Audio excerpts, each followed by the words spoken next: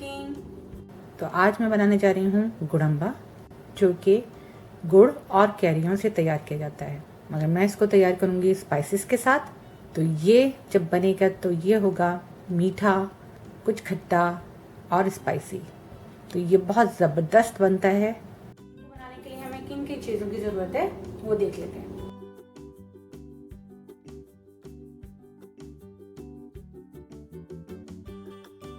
Carry का गुड़म्बा बनाने के लिए हमें चाहिए कैरी या रॉ मैंगो। पील करने के बाद और काटने के बाद इसका वेट 500 ग्राम, हाफ केजी। उसके साथ उसके हम वज़न और सेम क्वांटिटी में हमें गुड़ चाहिए। मैं यूज़ कर रही हूँ डार्क वाला। इस तरह का भी गुड़ आता है, अगर आपको इस तरह का मिले तो आप ये यूज़ कर लें। मैं डार्क गुड़ यूज़ कर रही हूँ। ये भी half KG, 500 grams. 1 small onion chop. थोड़ा सा हमें ऑयल चाहिए होगा।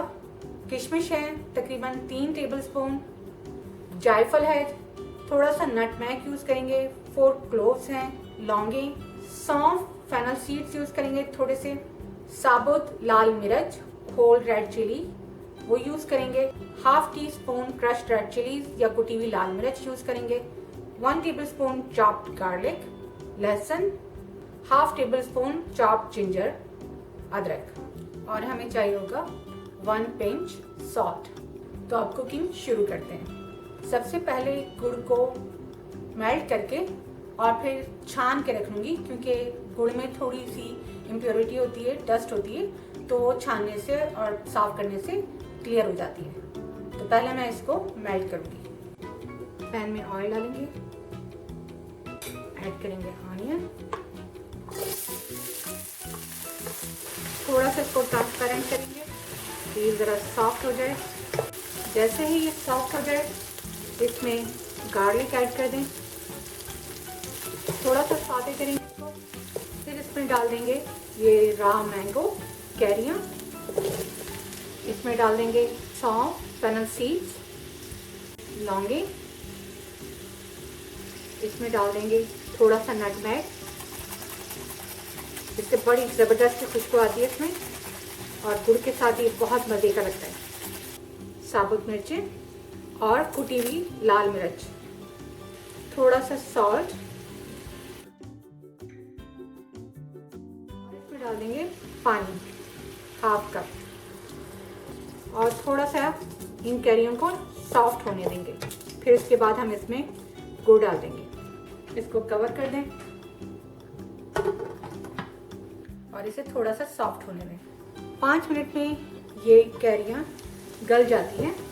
तो ये सॉफ्ट हो चुकी हैं, गल चुकी हैं, ये देखें। अब इसमें गुड़ का ये सिरप जो तैयार किया था ये भी इसमें डाल देंगे।